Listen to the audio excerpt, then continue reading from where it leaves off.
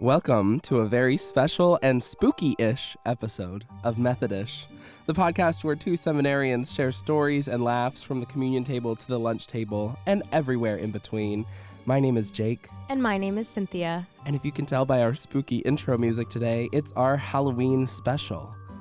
Today we will be talking with a very special guest, a friend of the pod from Nigeria, who's a good friend and an alumnus of PTS. We are going to talk about our experiences with Halloween, what's our favorite and maybe not so favorite parts of this corporate American holiday, and hear more about different cultures around the world and how they celebrate or don't celebrate the spooky season. And if you love Halloween, please stick around. While it might not be our favorite, we love that it might be your favorite holiday, and we're going to discuss some of the history, we're going to get into the importance of the spooky season, and we're not going to tell you not to celebrate. Please enjoy. But yeah, let's get into it. Good morning, Cynthia. Good morning, Jake. Guess what arrived at my doorstep this morning? What? An inflatable pumpkin costume You're going to be an inflatable pumpkin? for the fall festival at my church. Oh my gosh. Do they do that on Halloween day, like night, or? No, we're doing it on a Sunday at like a 4 p.m. situation. Okay. The Sunday after Halloween or before? It's the last Sunday this month. Okay. This month is October. Yeah.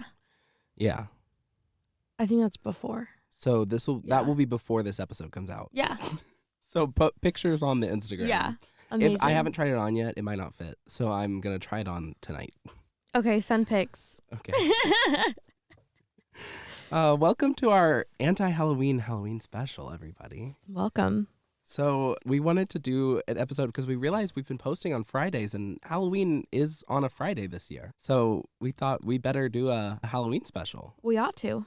But then we talked about it and I was like, I don't really like Halloween that much. Yeah, and I don't really like Halloween either. I like cutie Halloween. I don't like spooky Halloween. Yeah, and so we were talking about it. We were like, wouldn't it be kind of funny to do an anti-Halloween special on Halloween? But in this way of like I said, like I'm not one to yuck anybody's yum. Like, Right. Please enjoy Halloween. It's my brother's favorite holiday. It's a lot of my friends' favorite holiday. But then I recalled this conversation I had previously with our friend Blessing, who will be on the pod in our next segment, and how she's from Nigeria and she's very, very anti-Halloween. So I'm like, we've got to talk about this and learn more. Yeah. Yeah. I can't wait till she gets here. So I've put together some brief history of Halloween for us, just to kind of get our minds right. And because we love history, right? Right? At least Jake does. And we've talked about this before, body of Christ. Some of us have to love history. Some of us do. Don't have to love it. But I've always been confused about where Halloween comes from, especially in our American context. Like what is Halloween? Where does it come from? Why do we celebrate it? But it seems like every culture has a holiday where they celebrate a connection to the spiritual and a connection to ancestors or a connection to people who have died in a way. So there's a lot of holidays about the spooky things or things that we all consider. Do you want to restart? That's so funny. Anyways, a bunch of cultures have holidays where they celebrate kind of things that are spooky and scary, considering also like death and ancestors. And that is usually like where people draw back this understanding of where Halloween comes from. And the word Halloween actually comes from All Hallows Eve, which is the night before All Saints' Day, which is a Christian holiday remembering the saints and martyrs who have died over the past year. And in Methodism, we celebrate All Saints' Day, but we have a special spin on it where we think and we believe that everybody who's died is a saint. And so in some cultures, the saints, especially in like Catholicism, you think of particular saints who get sainthood because the Pope decides that they get to be a saint. But we're like, everybody is a saint. Yeah. Everybody is. And that's why it's All Saints' Day. Yeah. Yeah. I think that's beautiful. I think so too. It's actually one of my favorite holidays because I think a lot of the scripture that we read is so beautiful. the cloud of witnesses comes up on All Saints Day, and I think that's such a concrete understanding of, we don't understand the afterlife, but we understand what it means to witness somebody's life or for them to witness our lives. And whether or not they're still witnessing us, I think is kind of interesting. Yeah. I don't know. This is also a question I have for blessing of like, what does it mean? There's also like an African understanding of your living memory. Like you might die, but your memory is still alive. And so there's a second death, which is after the last person who remembers you dies. Mm-hmm. Very interesting stuff. But these, the Christian observances of this All Hallows Eve, which turned kind of into some kind of Halloween type thing, where it's kind of intentionally placed by a Celtic festival that I am going to try to pronounce, and I'm going to say it wrong, but is pronounced Samhain, but it's spelled Samhain. And Okay. this marked the end of the harvest season, and it's when they believed the veil between the living and the dead was thin. And this is like it's like a Celtic holiday, but it also could, there are some scholars who believe it could have potential pre-Celtic roots dating back to 2,000 years or 5,000 years of this festival. Yeah, like very, very old festival from the like Celtic regions. And this holiday reminds me of Dia de los Muertos as well. That's what I was about to say. Yeah. The movie Coco. Yes.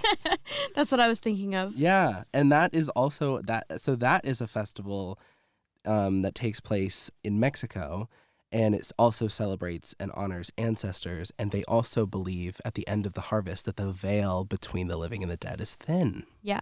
So I'm like, this is interesting that we have this same kind of cultural expression at the same time around the world in different areas of the world. Yeah. But it does feel strange to me how we have Christianized a Celtic holiday, and we have placed All Saints Day on top of this Celtic holiday because it's similar, because it celebrates a similar thing. But the history of All Saints Day is that the first All Saints Day was celebrated in 609, the year 609, and moved to November in 731, both by whoever the Pope was at the time. So not as old, obviously, because Christianity is not 5,000 years old. Right. But very, very interesting. And that's also part of why I feel weird about Halloween a little bit. Because I'm like, this isn't, the way we celebrate Halloween is not the way that the indigenous people of these areas, different areas, celebrated this connection to ancestors. And do you know when Halloween started in the United States? Yeah, so Halloween became kind of commercialized the way that we think about it in the 1920s, but it can be traced back to being celebrated as far as like the 1800s with Scottish and Irish immigrants. Interesting. Yeah, but the commercialization happened in like the 1920s, and then what really feels like Halloween, like what we really think of this like non-spooky, kind of cute, spooky, pumpkin-y Halloween really started to capitalize in the 1960s and 1970s. So very recently. So like the carving of the pumpkins things, that wasn't really until the 60s, you think? I don't know about that. Okay. I don't know the very specifics, but this is just kind of what I was getting from the internet. Yeah. I'm really interested in like the carving of the pumpkins and the jack-o'-lanterns and all those things, because that's very similar, I think, to the sugar skulls that they use for Dia de los Muertos. And so, I don't know. Like, I'm just like, do we get it from that? Maybe. I don't know. I should have done more research than I did. You should have spent hours doing this, Jake. What do you mean? We can do footnotes at the end if we really... But I think it is meant to be somewhat similar, this idea of decorating with harvest materials. This is the time that pumpkins are done becoming pumpkins. Yeah, and then you carve them, and then you wait for them to rot, and then you compost them. Yeah. I hope. You should compost. You should compost your pumpkins. You should compost. If your community and your town has a town compost, take your compost there. Like, do it. Like, please be involved, because that is so important to the ecosystem of the entire world. We can't just carve these pumpkins and then toss them in our plastic garbage bags. No, you can even just your food. I'm begging you, if you don't participate in compost, please start participating. I think it's very important. This actually turned into a pro compost episode. This episode, we're scrapping all of the Halloween. It's compost only. We're going to talk about decomposition. No, I'm kidding. For another time. We should do an episode about compost. We should ask someone from Theo Eco to come. Yeah. I also want to talk about Reformation Day, which also happens on Halloween, on October 31st. Mm-hmm. October 31st, 1517. So this is after the establishment of All Hallows Eve and Halloween, and not Halloween, but All Saints Day. Mm-hmm. But 1517, Martin Luther nailed his 95 Theses to a church door in Wittenberg. Yeah, he did. And he challenged the sale of indulgences and the corruption in the Catholic Church. And this is what sparked the Protestant Reformation. And this happens on October 31st, but is often overshadowed by Halloween because it's the same day, even though they have literally nothing to do with each other. Yeah. But I just wanted to point it out. No, I think it's pretty cool. Especially because we, as Methodists, our tradition comes from Reformed theology, like comes not a direct line, like not kind of this New Age Reformation stuff going on, but directly would not be possible without the Protestant Reformation because of the Anglican Church. Yeah. But I've got a few questions for you, Cynthia. Oh my goodness. I guess for both of us to discuss, but I wanted to talk about our history with Halloween. So, like, what do you remember about it growing up? Do you have, like, a favorite costume you wore when you were a child? Great question. So my family trick-or-treated every year. I'm the oldest. I have 3 younger siblings. And so I pretty much went trick-or-treating until I was 18 because I had little siblings and my parents wanted us to all go together as a family. I mean, I remember going trick-or-treating from as far back as I can remember, like 2 or 3 years old, all the way until I was 18. And if it was acceptable for adults to go trick-or-treating, maybe I still would. I think it's so fun. Yeah. I really like handing out candy now as an adult, too. And I like to see, like, the little kids in their costumes, and they're just having a grand old time. I think it's so fun. My favorite costume growing up would probably be Tinkerbell, probably when I was 5 or 6. I'm sure it was adorable. And it was, I really liked it. And then also, in high school, the seniors only could dress up for Halloween. And I was Cinderella. And that was also one of my favorite costumes. I feel like you would have the princess demeanor down. Yeah, like I loved all the Disney princesses. Like, that was my jam. All of it. I love that. One time I was Finn from Adventure Time. And I made my own costume. Like I went to my grandma's house and we sewed a hat. Like we made the hat ourselves. That's really cool. Yeah. And then one year I was, my grandma would always sew our Halloween costumes. Like we never bought Halloween. Like I guess we did a few times, but my grandma would help us make them with her sewing machine. And so one time I was a superhero that I made up. So I was so like fun. Panda Man. Panda Man? Mm-hmm. I was Panda Man. And we made a cape with black spots on it. Nice. It was a white cape with black spots, and I wore a mask. Like, we made a mask. Yeah. So you looked like a panda. I was Panda Man for Halloween. I love that. We never made costumes, but my family's not very crafty. So it was all store-bought. It takes a crafty person to do that. Yeah. Yeah. I love it. So you celebrate Halloween by just handing out candy. Do you have any, like, Halloween traditions in your household? Like, do you guys carve the pumpkins? Sometimes when we feel like it. I think I'm less of a carving pumpkin person, but I like to buy... Like, put a pumpkin out? Yeah, like, I'll just, like, buy some small pumpkins at the grocery store or, like... I mean, I love a pumpkin patch, so if I can make it to a pumpkin patch, I'm very busy.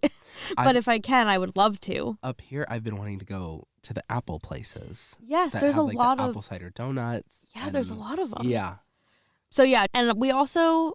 I guess to celebrate Halloween, but not really celebrate. We do like to hand out candy, and we will dress up, but we're usually the same thing almost every year. Oh. I am a cow, and Nolan is a cowboy. That's cute. I just have a cow onesie that I wear, and then he has a cowboy hat and boots and, like, a poncho. Oh, I love that. And, like, it's very cutie. But we also like to watch a cute Halloween movie. I cannot do scary. No horror. Scary. So we'll do like Halloween Town. Okay. Or Nolan really likes The Nightmare Before Christmas, which is like a Christmas movie, but also kind of a Halloween movie. And so sometimes we'll play around with what time of year we watch that. Yeah. We like to watch It's the Great Pumpkin, Charlie Brown. Oh, yeah. And that also is always in my house. Yeah. And always. I have a Spotify playlist called Vintage Autumn, and it's jazz music about autumn and the soundtrack to It's a Great Pumpkin. It's the Great Pumpkin. Yeah, there you go. Yeah. Yeah. No, I love Charlie Brown. Charlie Brown for every single holiday. Yes. Correct. Is on in my house. This is the correct take. Yes. Yeah. We love Charlie Brown. Yeah. And so I do the same. I pass out Halloween candy on Halloween just because you have to.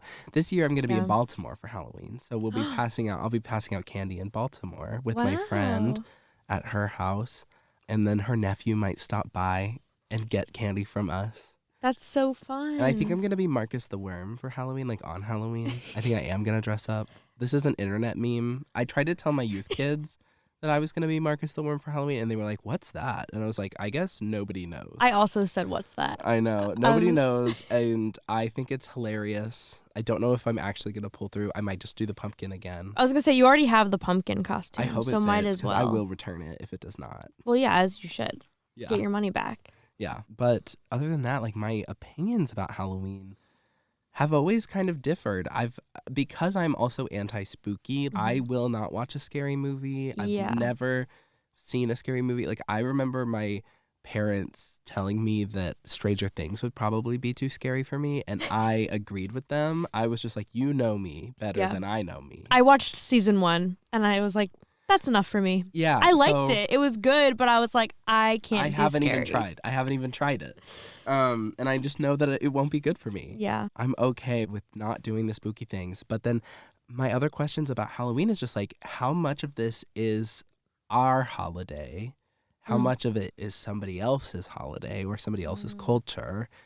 And then also tying back into my own ancestral culture, I'd be interested in knowing more about what Germans do during this holiday or what Irish people do around this time. Like I'd be interested in looking at some of the indigenous cultures around it and then other cultures around the world. That's why I'm so excited to talk to Blessing today. I know, me too. Because the American understanding of Halloween is very strange. I mean, it's very commercialized. It's commercialized. We go to the store, we buy the costume, we buy the candy, we walk around to strangers' houses. Probably generates billions of dollars. Yeah, of course. All the candy sales. Yeah, I mean, and there are people who buy multiple costumes. Like there was someone that I saw on the internet, probably Facebook, where their kid dresses up for different occasions, I guess, around Halloween. Like, you know, you have the in-school Halloween party, then you have the outfit that you wear when you go to like the pumpkin patch or the hayride or whatever, and then you have the outfit that you wear. You might have a trunk or treat at your church. Yeah, the trunk or treat. You got your costume for the actual Halloween night when you walk door to door. You might have a dance to go to. Yeah. Yeah. And so they had like 5 or 6 different costumes, and I was like, oh my gosh. That's a lot of money to spend. That's spend. probably at least $20, $30 per costume.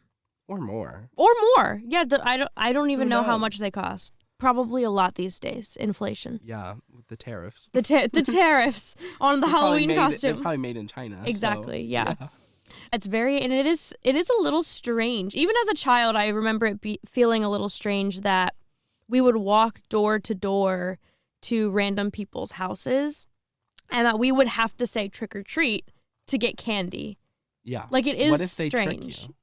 And so I remember my parents, too, when we got home after trick-or-treating, we always put on Charlie Brown. Mm-hmm. And then we would sit patiently on the couch watching Charlie Brown. And your parents would sift through the candy. While my parents sifted through the candy to make sure there was no... My mom would say blades. Like she thought she was convinced people were putting razor blades in the candy. Drugs in the candy. We never found anything like that in the candy. Yeah. Thank goodness. But that was still a concern. Like even 15, 20 years ago, that was a concern. I can only imagine what it's like now with candy and strangers.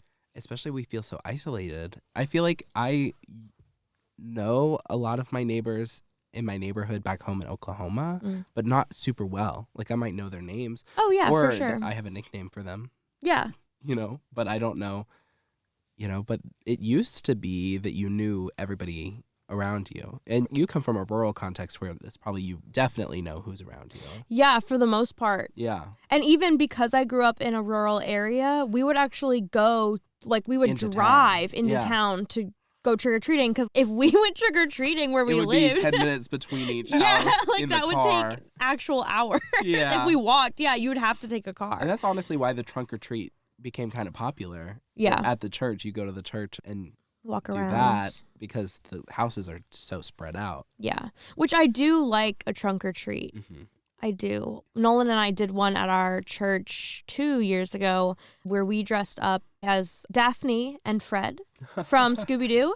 And then we turned the back of my car into the Scooby van. Mobile? Yeah, like whatever. Yeah, the Mystery Mobile. I love that. We had like a cardboard, like cardstock that we bought, and Nolan painted it like to look just like it. And then we handed out Scooby snacks. Wow. Like the fruit snacks. So I love the creativity with it. I know, we were on theme. We had our theme and we stuck to it. It was great. But a lot of my other questions is, so there are some people, I also come from a place where they do, Halloween can feel really weird in the Bible Belt because there are Christians who believe it to be spiritually dangerous. Yeah. And I think that's what we're about to get into with our interview. But this question of like, oh, and people do hell houses. There's a big hell house in Tulsa at Guts Church. Guts? I've never been. Like Guts. That's Guts. the name of the church. It's someone's last name, I think. Okay. But that feeds into the hell house, I think. Yeah. Of like, do you have the guts? Oh. And they're very like heaven focused. Oh my goodness. Evangelical in that way. Yeah. I never knew what a hell house was until I watched Young Sheldon. Mm-hmm. And I don't remember what season it's in. It's like pretty early on, maybe 2 or 3, where his mom Mary. Yep, Sheldon's mother is in charge of the church's hell house. And I was like, wait, is this a thing? That did not exist where I'm from. There's also an episode about it in King of the Hill, and Peggy gets involved in one. Okay, so I'll need to watch that. Okay. That's funny too because the Hills, Hank and Peggy, are Methodist in the show King of the Hill, and so we should do an episode of the podcast about King of the Hill. King of the Hill. I'll have to watch it first. Yeah. I'll do my research. That'll be my research for the I'll send you this really pod. long YouTube video of someone just covering the religious episodes of King of the Hill, and it's a very good YouTube video. Actually, just watch that. Don't listen to us talk about it. She does a great. I'll also share that on the Instagram. Put it somewhere. Follow us on Instagram. Follow us on TikTok. Living Method Media. And thanks for joining us. Up next, we're gonna have our interview with Blessing. We're gonna talk more about the spooky side of the season and if we should be weary of that or embrace it. Yeah, I'm so excited. All right, so stick around. We'll be right back.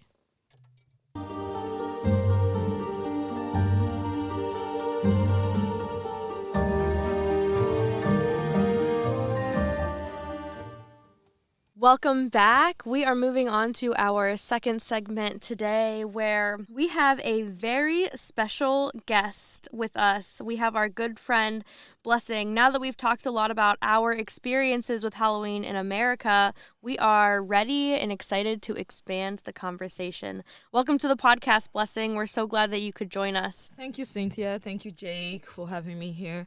And my name is Blessing. I'm a Nigerian.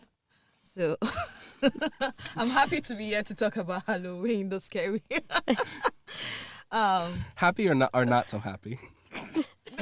No, I'm just happy because at least I can share how I feel about it. I know on several occasions I've had the opportunity to tell Jake about what I do on Halloween. So it's good to just come here and share my thoughts on it. I have 2 children and one was born here, but the other came when she was 6 months old.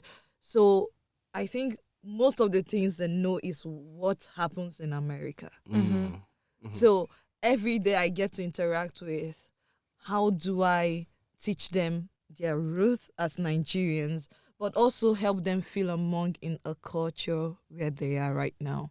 Yeah. So I'm happy to talk about this. Let's see how it goes. Yeah. We appreciate that. And knowing you have kids as well, like balancing the culture is very interesting. Yeah. Yeah. Do you identify with any faith tradition?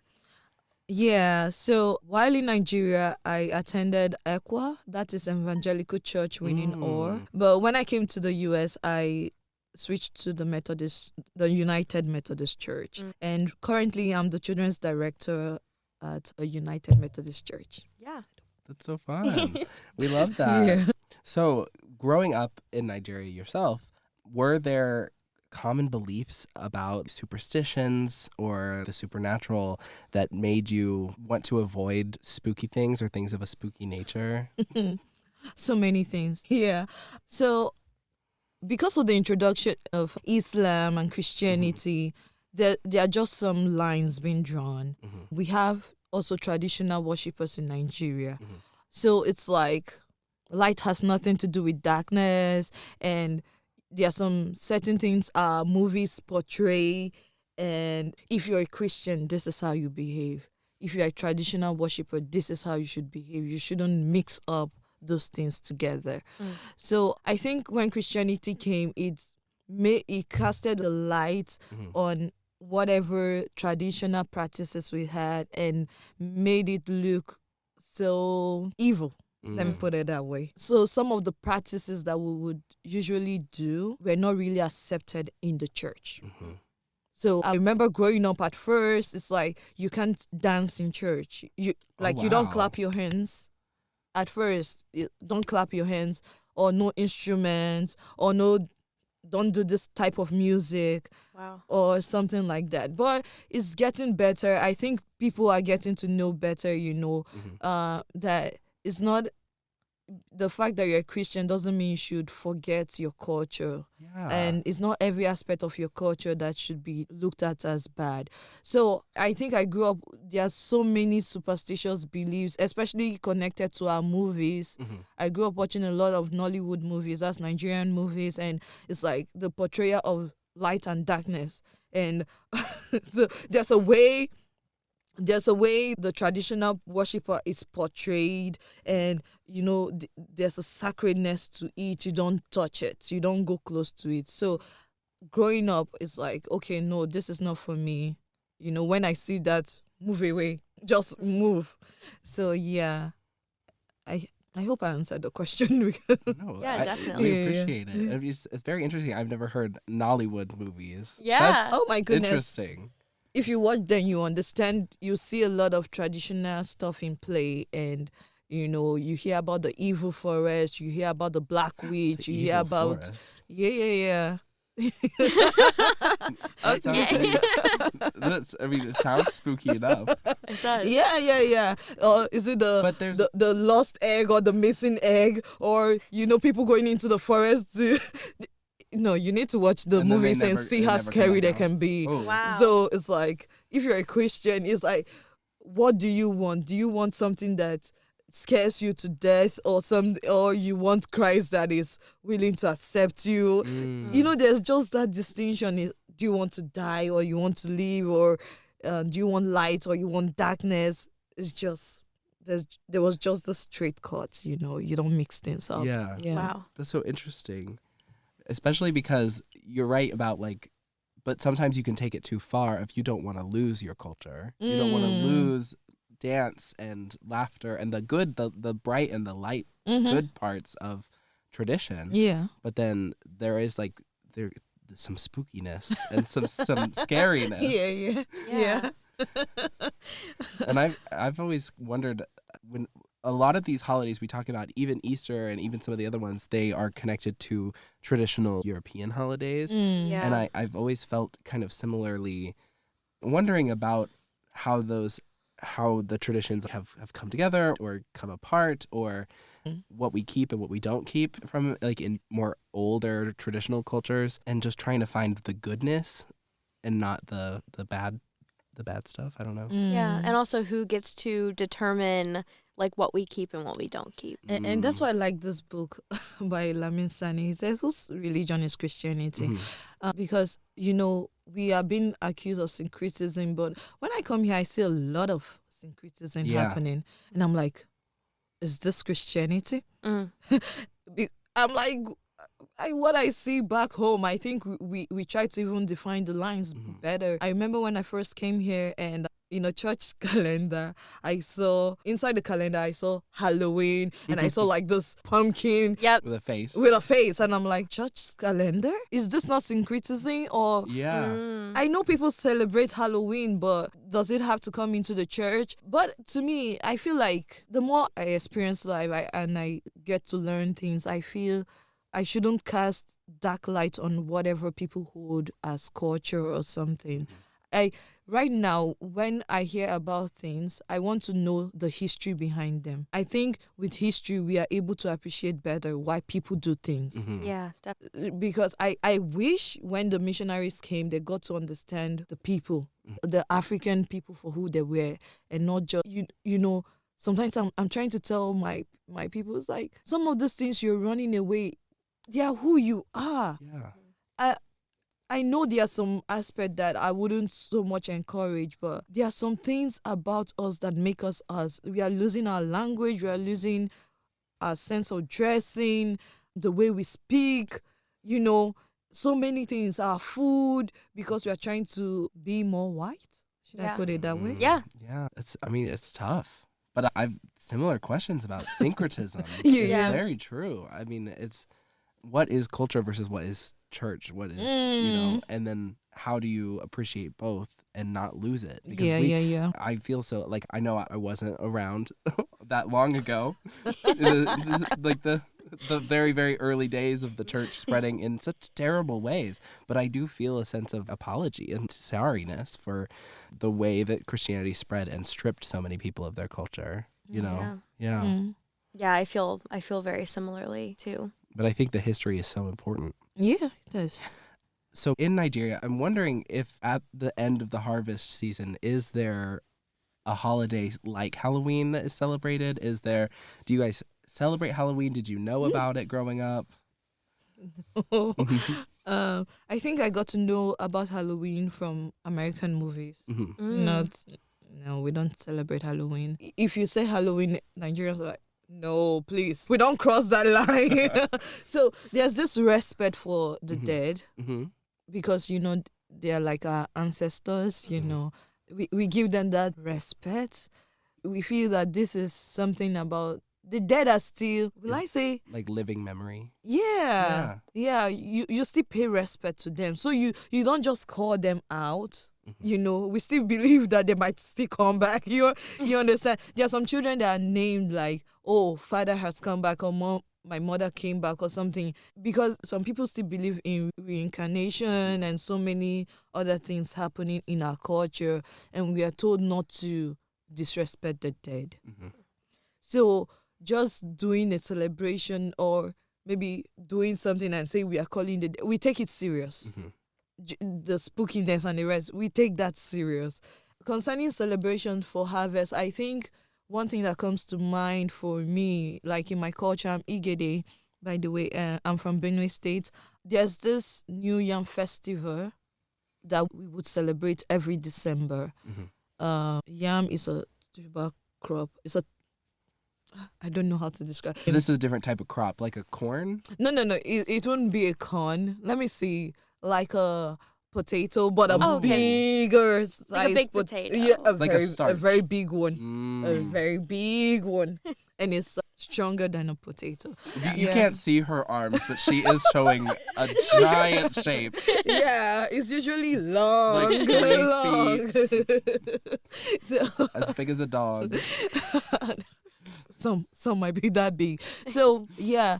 So that's like the harvest season for us, where we harvest the yams and people gather together and eat together just to maybe, should I say, thank the gods? Yeah. For the supply of the new yam. Yeah. So I think, I said it's celebrated every September. Yeah, so that would be like one of the harvest seasons or celebration that I know about, and there the gods are being referenced.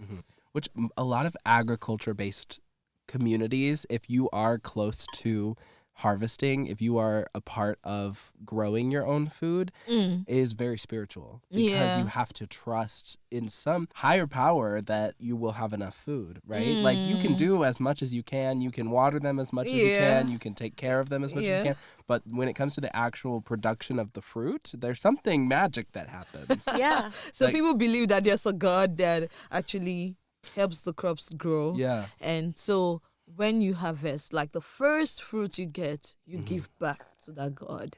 Oh. Yeah.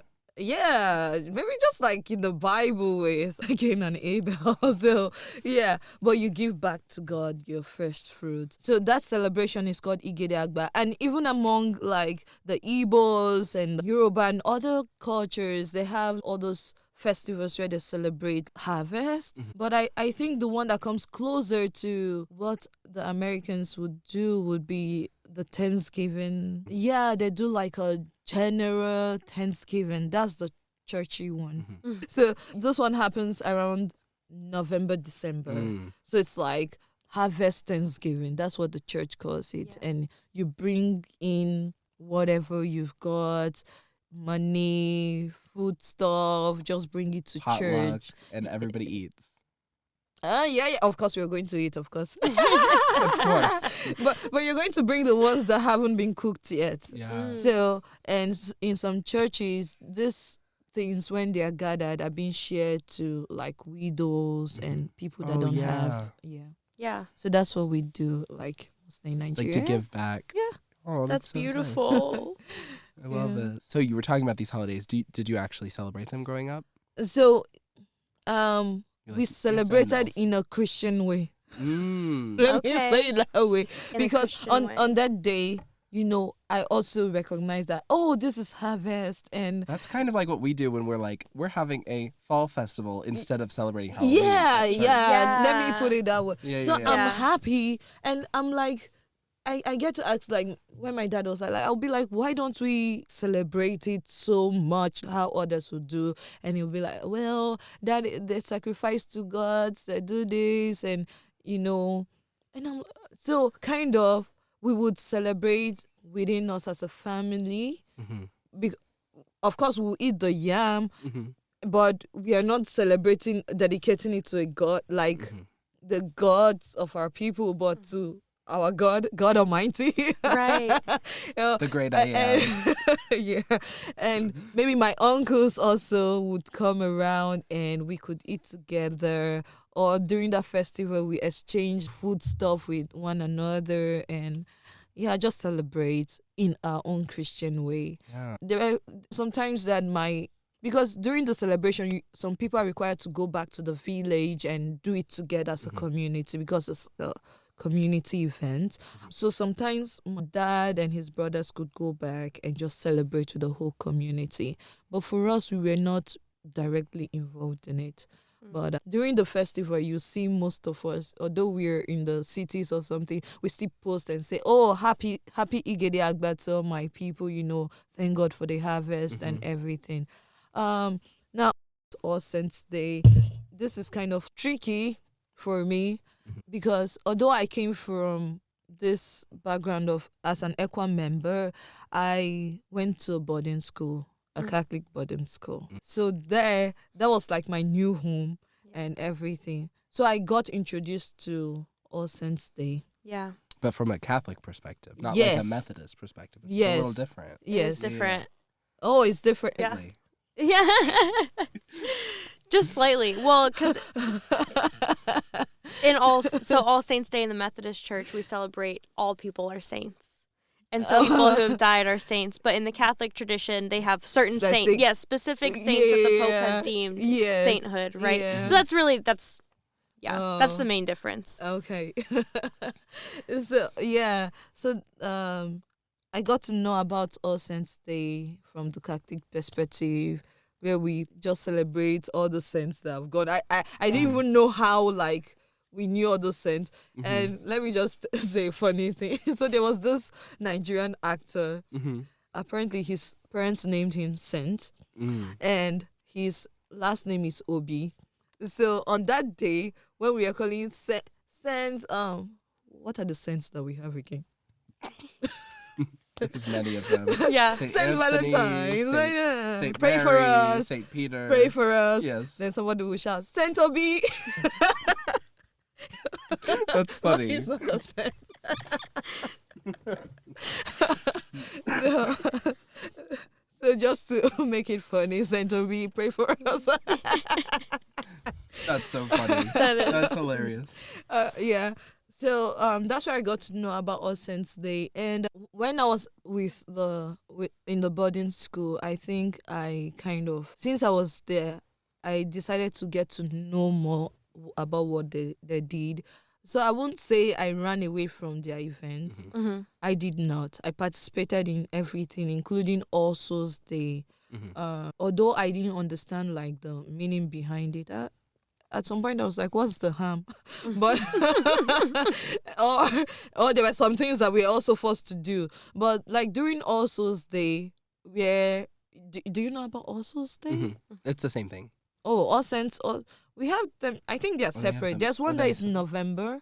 Oh, they might be if they are separate. So for All Souls Day, that's where you think about all the people that have passed, and you just write their names and you bring them up to the altar and they just pray. Because of this idea of purgatory. Do you say purgatory or purgatory? Yeah. I understood you. We knew what you're talking about. Okay. So because of the idea of purgatory, you're corrected. They still pray for people that have gone and for God to have mercy on them. I don't believe in that. Yeah, that's not something Methodists don't believe in. But I would still write my dad's name, or just, to me, it's like more of remembering those that have passed. So I'll just write those people's name just to honor them and put them there. So it's not that I feel like the dead should be the dead, and you pay respect to them, but. You don't. I don't think we should just mingle with things of the spirit that much. Well, that kind of brings us to our next question. What do you wish American Christians understood about evil spirits from your perspective? Oh.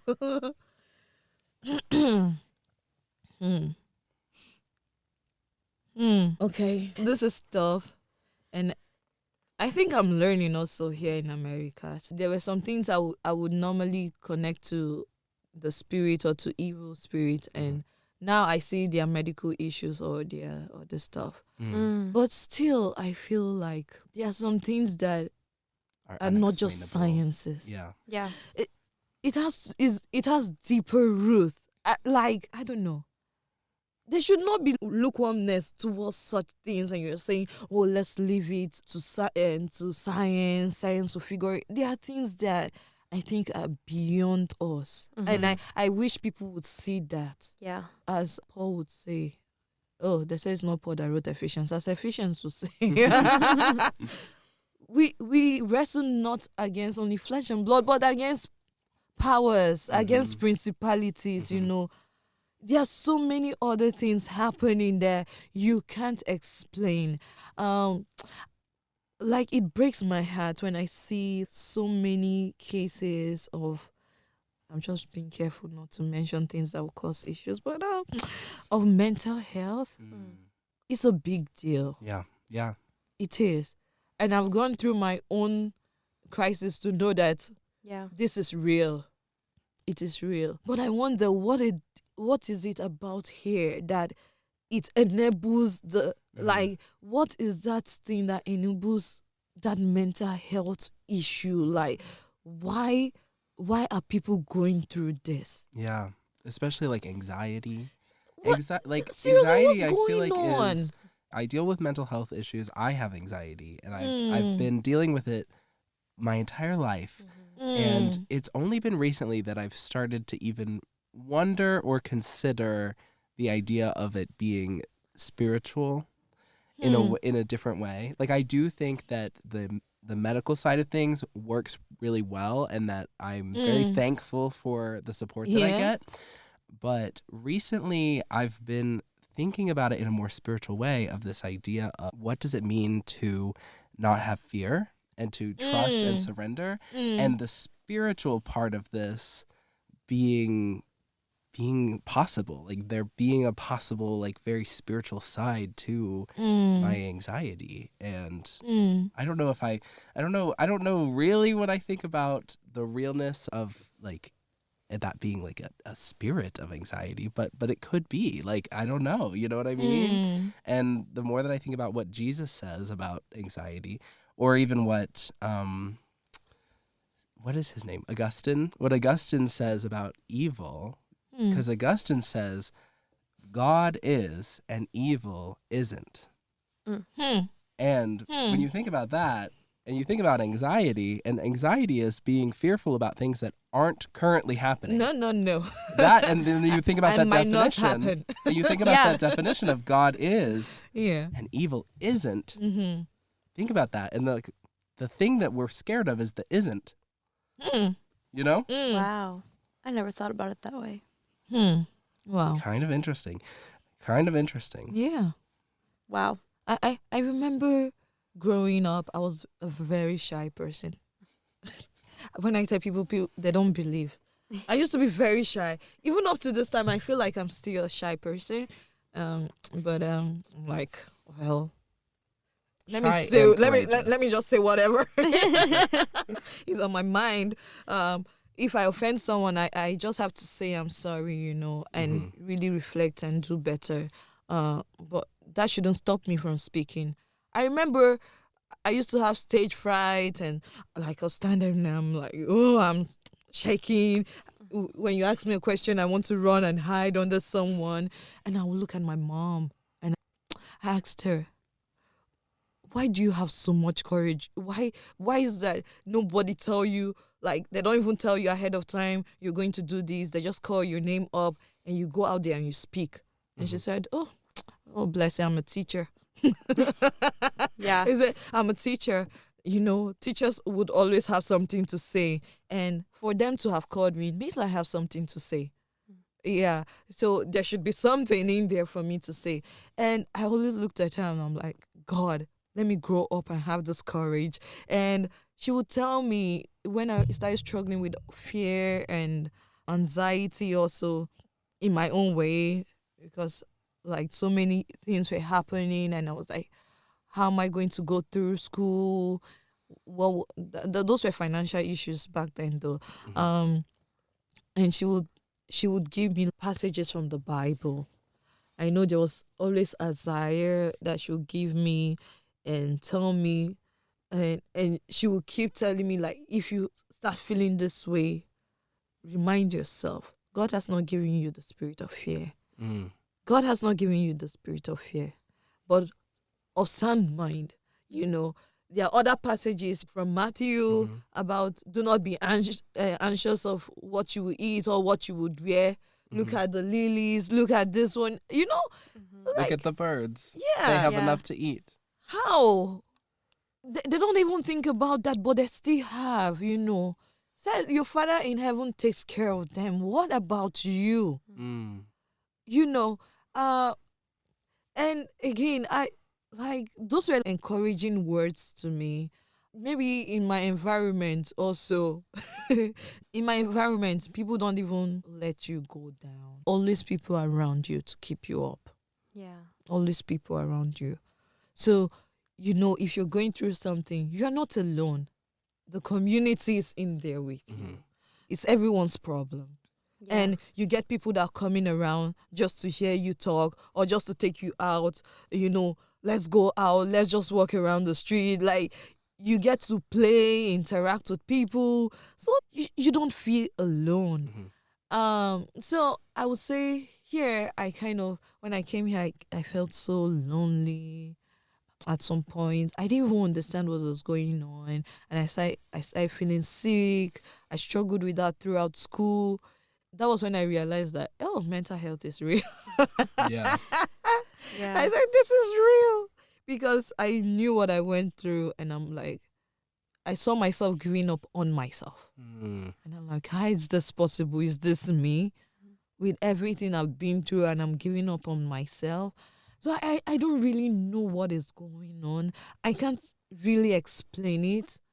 it took friends coming around, people praying for me and saying, you will not go for me to be here.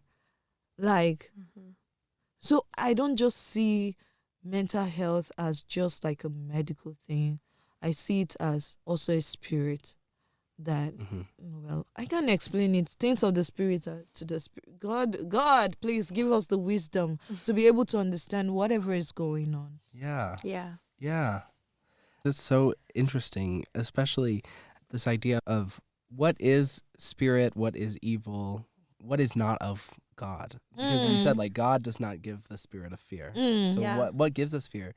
And then why are we celebrating fear on Halloween? Please explain that to me. That's my question. Wow. Why are we celebrating fear if it's not of goodness? Yeah. If it's not of love.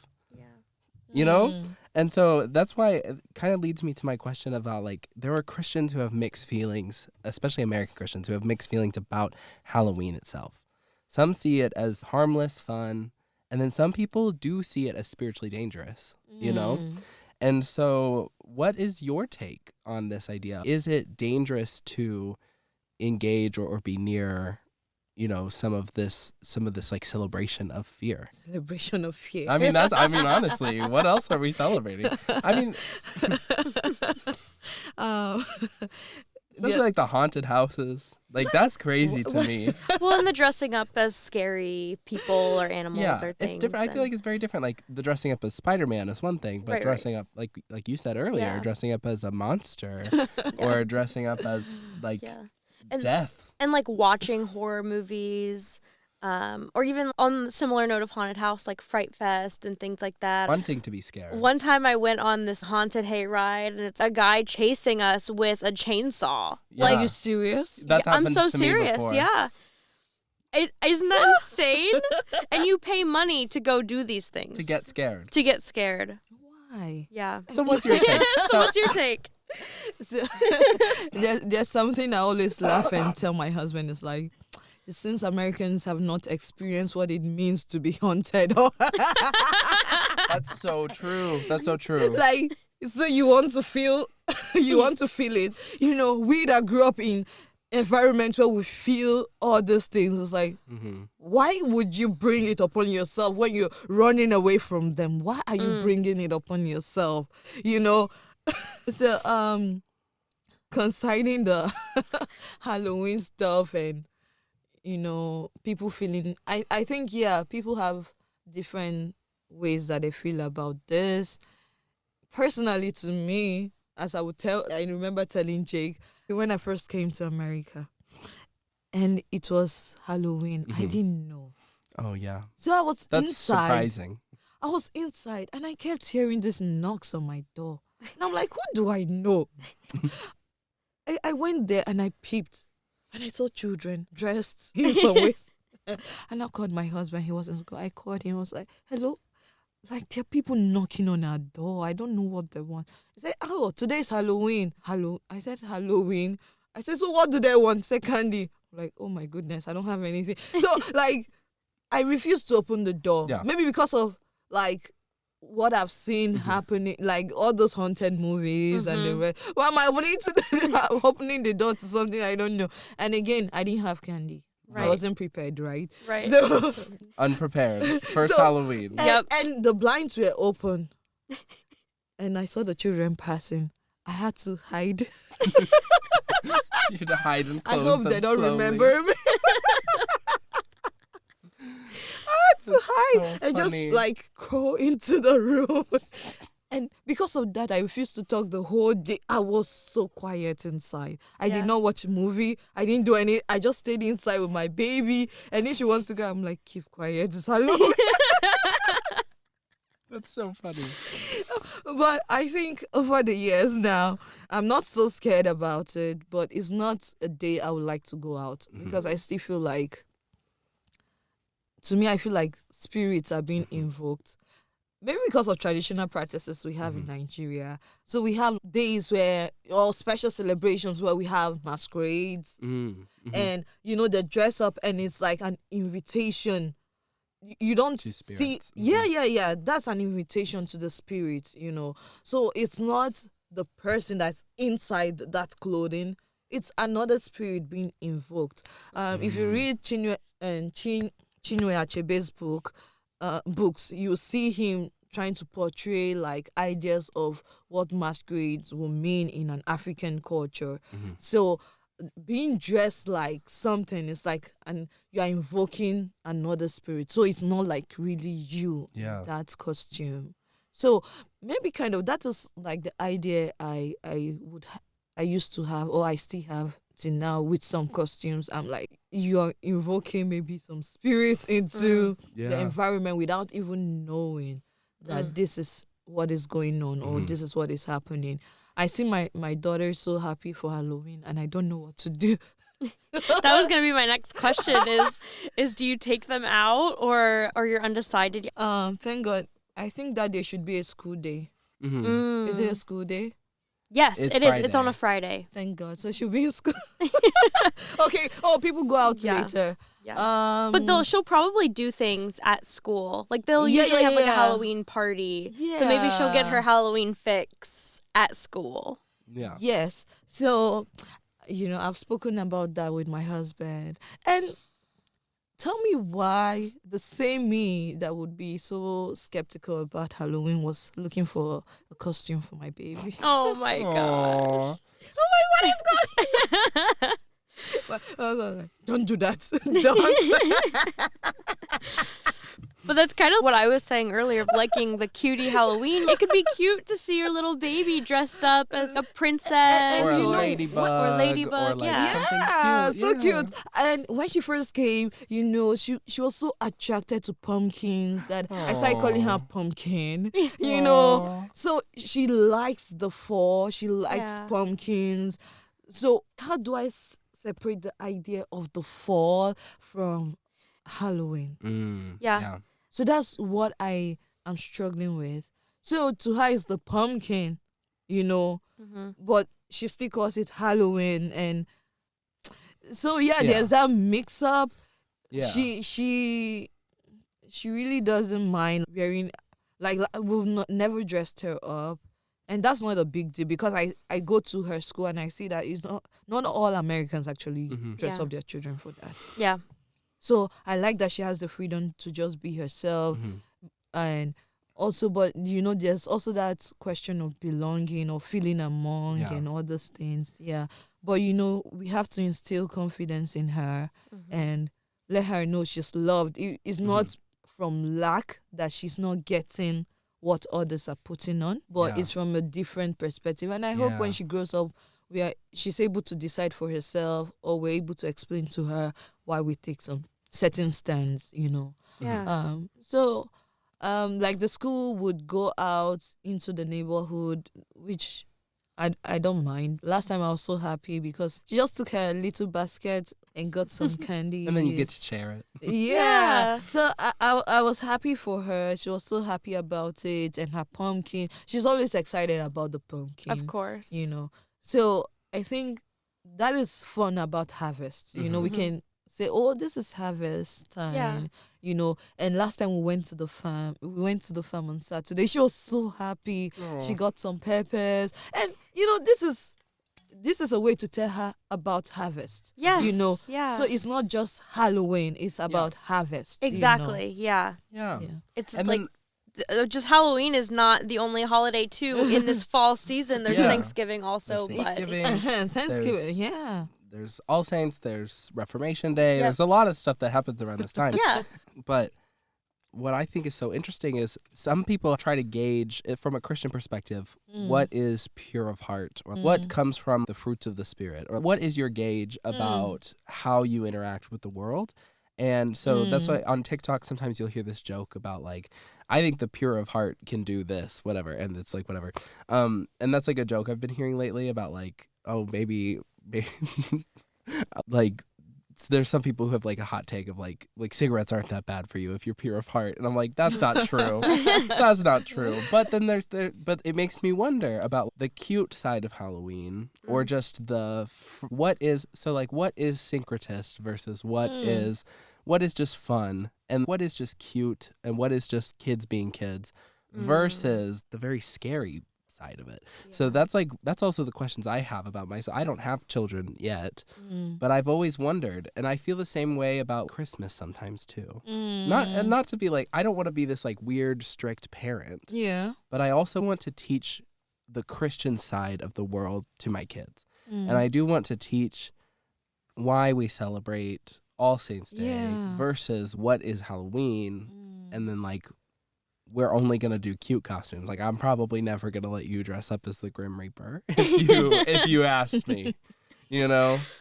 Yeah. But also, there comes a point when your kids become their own people, and they have their own personalities, and you can't really stop them. And you shouldn't. Should you or should you not stop them? You know? Right. Questions I don't have the answers to. No, I'm not a parent either, so. No. Wow. Yeah. Those are really good questions, and we keep asking ourselves those questions. Right. And I don't think you will ever get a right answer. No. Yep. It's like when you have your kids, you're wondering, am I doing the best? Am I doing it wrong? I think in the end, God takes care of them. Yeah. Yeah. That is what I just tell people. Like the birds Do your and the best. lilies. But still, don't just leave. I feel kids can be their own persons, but you are the parent also. You have your values. What do you want them to learn?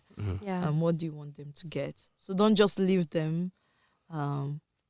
There should be a balance, you know. Yeah. Definitely. And balancing cultures. I mean, that's got to be tough. Yeah. Oh, Oh, yeah. yeah. Well, we thank you for all of the perspective that you've brought to us. Oh, Yeah. Thank you so much for being our very first guest on our podcast. Thank I you. know, It's it's really so exciting. interesting. Cynthia, has this made you more or less of a Halloween hater? Oh my goodness. Honestly, I think that this has made me appreciate different parts of Halloween. I mean, coming into this, and Jake, you already know this too, that I like the cutie parts of Halloween. And now after this conversation, it's made me realize I really just like fall and like fall decor. Yeah. And thinking about separating, like, how can we separate this fall aspect from Halloween? And I'll go to the pumpkin patch and I'll go to the apple orchard, but I'm not gonna carve a jack-o'-lantern. That's kind of how I feel. And so I'll buy the pumpkin, and that represents harvest. That represents fall. It doesn't represent like evilness or Halloween even, but my perspective, I feel like my perspective has stayed the same. I'm still kind of a Halloween hater, and I think I just kind of will be. I'm not anti-Halloween for other people. I'm like, you do whatever you want with your life, but for me in my household, but for me, I agree with you. And now I'm having a lot of questions about like harvest specifically, and I want to look into some of what you talked about and this idea of how spiritual it is to harvest and to have food and to thank God Almighty, to thank God for the food that we have and how we can celebrate that at this time. Before the winter comes, and trusting God, and how maybe this can be a season of learning to trust God more. Yeah. so there's both parts. Yeah. There's the pros and the cons. And if you love Halloween, we love that for you. Yeah. Yeah. So there's a question I always wonder: why do people celebrate Halloween? What is your end goal in that? And that is what I am not able to understand. You know, Yeah. is it the fear? Is that what God would want you to gain from that? Or maybe But for some it's people- triggering something good. Is it triggering something good or evil? And why being so scary? Why scare people? I don't know. What is behind that? I want So I really want to know, like, I want to get better, like, to know more about the history and why people would do that. Yeah. And that's why I think at this point, it's been taken away from the history so much that there are people who want to just have fun and dress up and eat candy and that's all they see, and they don't see the fear side of it, or they've stripped it of scariness, but it's still scary. It's still scary. Yeah, I feel like you can't take it away. And I'm thinking about, too, actually, one time when I was little, and I'm the oldest, I have 3 younger siblings, and so I always went trick-or-treating with my family. And, you know, Halloween trick-or-treating can be so cute and fun, and you're running door to door. And then what happens when you get to a house where there's grown adults dressed as really scary, like, people, maybe characters from horror movies, and they scare the children. Yes. And they scare the children, and then the children are crying. And it's no longer fun. This has happened. This has happened to me as well. And my dad would just threaten them. Yeah, I mean, what are you gaining from that? Like, is it fun for the adult who is doing that to scare the children? That's not nice. That's not nice. That doesn't come from a place pure of heart. Right. Exactly. And then it's no longer fun for the children either. So then it's, I don't know. I'm having these feelings too of it can be good if it is fun, but then when it's not fun, you know, it's like not good. So in your opinion, would you think the church should bring in elements of Halloween in, or maybe we can do like just 4 decorations? What do you think? So this is the question is like some churches, they call it a fall festival, and then people make fun of us because they're like, oh, you're afraid of Halloween. And I'm like, a little bit.